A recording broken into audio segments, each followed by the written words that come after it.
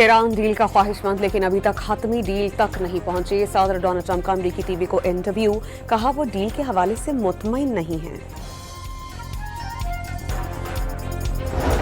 ईरानी सदर मसूद पज़ेश्कियान का वज़ीर आज़म शहबाज शरीफ से टेलीफोन पर राबता, ईद की मुबारकबाद, क़याम अमन की कोशिशों पर वज़ीर आज़म और फील्ड मार्शल से इजहार तशक्कुर, सऊदी अरब, कतर और तुर्की के किरदार को सराहा।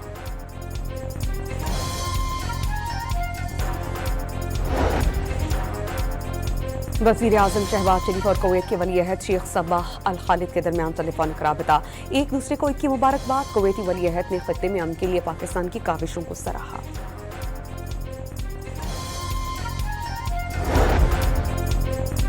फील्ड मार्शल सैयद आसिम मुनीर ने भारतीय सरपरस्ती में होने वाली दहशतगर्दी नाकाबिले बर्दाश्त करार दे दी।